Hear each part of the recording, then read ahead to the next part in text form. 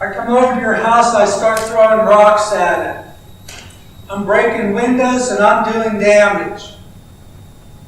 What do? Shoot you. You call, oh, shoot me, that's a good one. I would That's prefer got plan to B. I would prefer that you call the police and have me taken away. After I shoot you. Either way, we'd say problem solved. Now, let's suppose I start throwing malware at your infrastructure. You put up barriers. I throw harder. You beef up your barriers. Most approaches to protecting your infrastructure and data are defensive in nature. They put up barriers and they lock doors to keep me out. Every morning I'm a refreshed person with new technology and I'm out there throwing fresh rocks at you. I'm here today to propose you take a more offensive stance as you gear up to protect your assets. I'm going to propose that one of the strongest weapons in your arsenal can be law enforcement. And today I'm going to tell you who's out there to help you and ways you can use their services.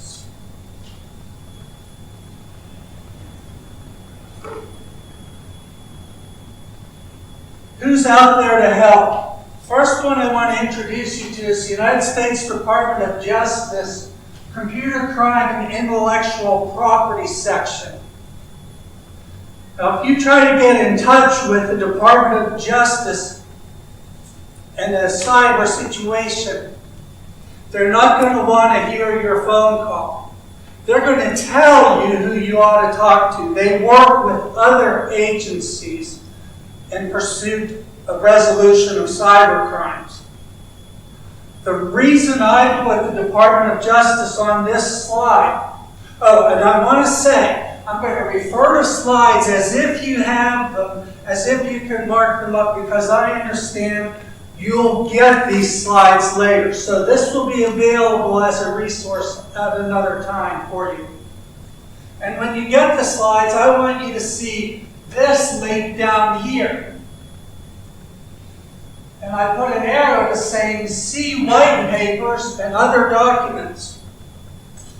Because when you go to this website and go to that link, among the resources that are available is a 25-page document from the Department of Justice titled Best Practices for Victim Response and Reporting Cyber Incidents. Not only is this a very credible source for this guidance, but I put it up against my security and privacy plan for my business, which all of you surely have.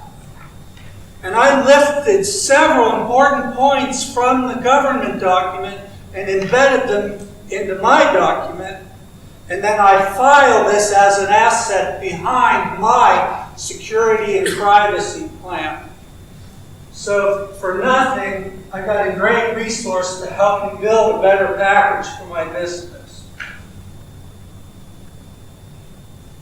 Who else is out there to help? The Federal Bureau of Investigation. There are two primary channels provided to you by the FBI.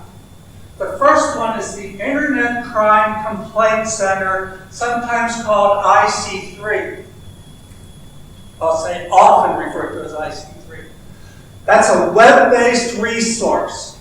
It's easy to get to, and it provides a way for you to electronically report a cyber incident. A good example of a cyber incident you would report through that channel would be a phishing or threatening email. I recently used that to submit an extortion email that I got that even included a Bitcoin wallet into which I was supposed to deposit money. I used IC3 as the container to deliver that to the FBI for investigation.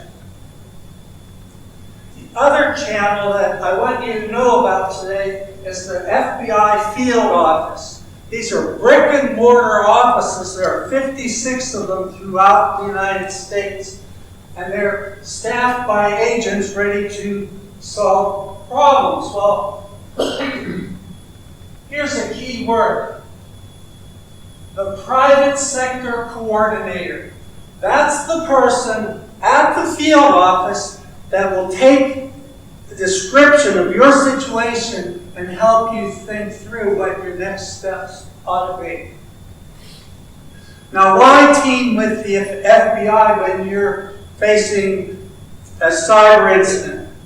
First of all, the FBI has global and national reach. They have a wide variety of technical skills and resources, and they're tied in closely with the global intelligence community. Submissions through either channel go into a database that helps the FBI detect patterns and similarities to attack sources or attack forms coming from all over the country, and for that matter, all over the globe.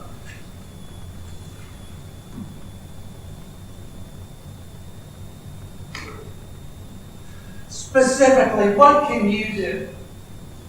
Under the topic of phishing, when you get your slides from this program, there's a link, knowbefore.com.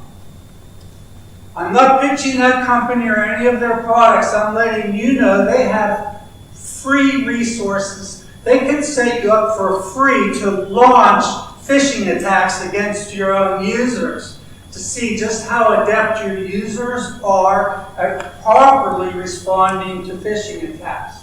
They can launch two types of attacks. One where your users are asked to click on a link, and one where your users are asked to volunteer small nuggets of information about your business.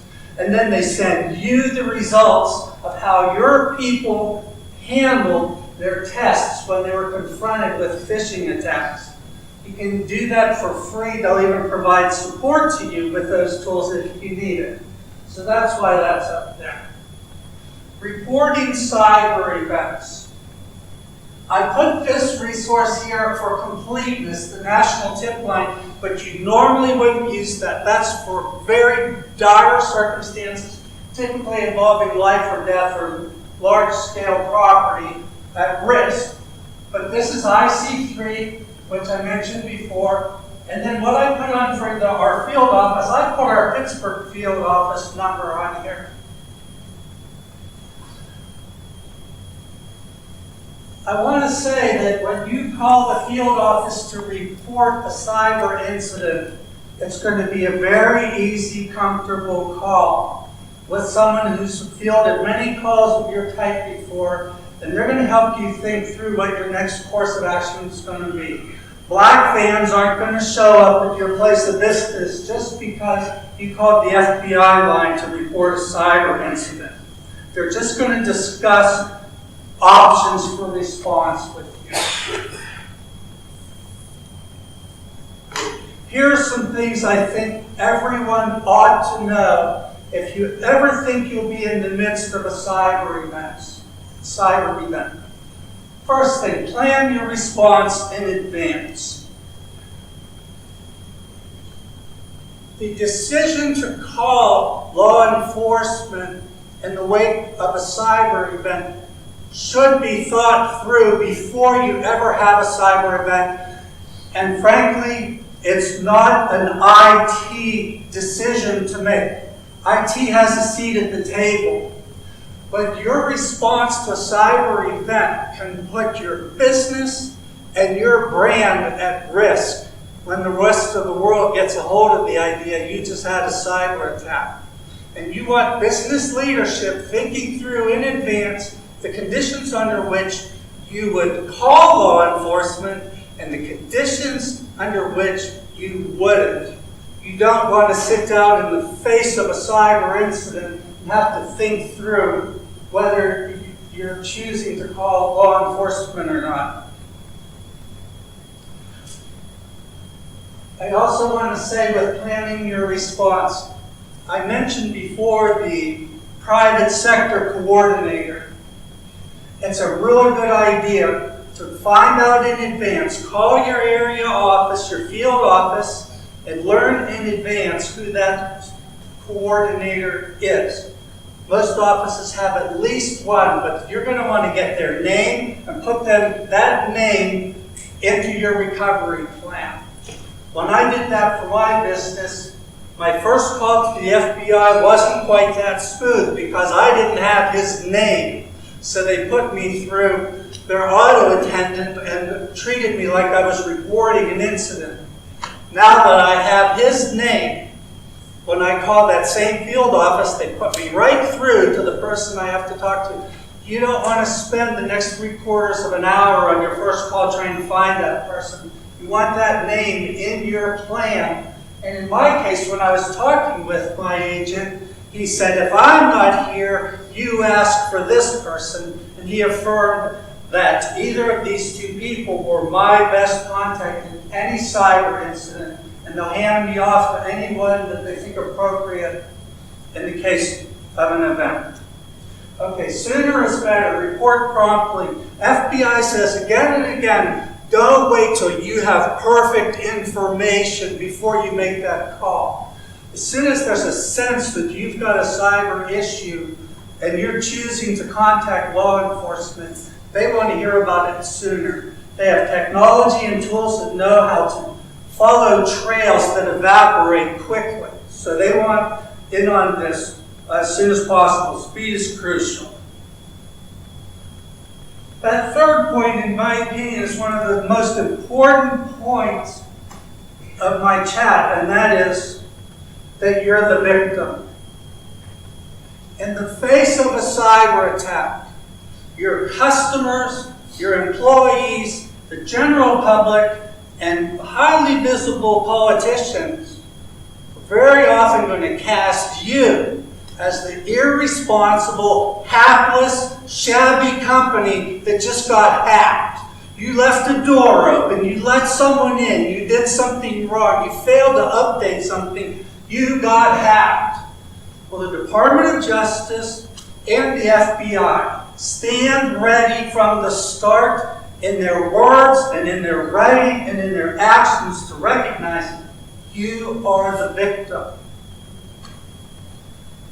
I say that you should dig your heels in on that posture. If you're in trouble and it's getting visible, you need to remind yourself you're the victim and not allow popular culture to cast you as the absent-minded business that let that hacker in. All too often, in the wake of highly visible hacking events, we forget that out there is the bad guy that did the hacking. Who's on the front page of the paper is the person who got hacked. And all the flaming torches are being thrown at them. Help law enforcement catch the bad guys. We're going to sometime hear that these attackers are coming from overseas. You're going to hear from security specialists. We're getting it from China. We're getting it from Russia. We don't have jurisdiction, and we have no way to trace them through those channels back to where they came from. And I'm saying to you today, that's only partly true. So only 2 weeks ago, we had a Chinese lady lie her way into Donald Trump's club, armed with computer paraphernalia and a thumb drive with malware on it. Here in Westmoreland County, coming up for trial is a lady facing 2 felony counts for 3 cyber attacks that hampered computer operations in a wide part of Westmoreland County. The bad guys are here, and the bad guys can be caught.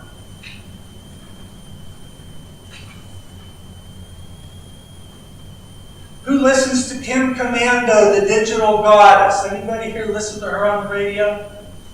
Just a couple hands. Well, I would guess that she wouldn't appeal to this community that well, but she has a big mouthpiece and she dispenses a lot of advice. She says the crooks are getting so much smarter. And she says she advises PC users, when you find suspicious emails, delete them and move on. And I want to tweak that advice a little bit. It only takes a couple minutes to take a phishing or threatening email and hand it off to IC3 for their investigation and to get it into their database so that they can see patterns of the threats. Also, when Kim Commando says delete it and move on, IC3 would like you to hang on to anything suspicious you submit to them for a couple weeks anyway, because they may want to come get that original from you, even though you sent a copy up to IC3.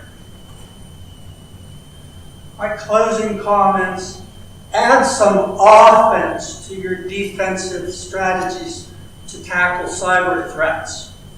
Team with law enforcement.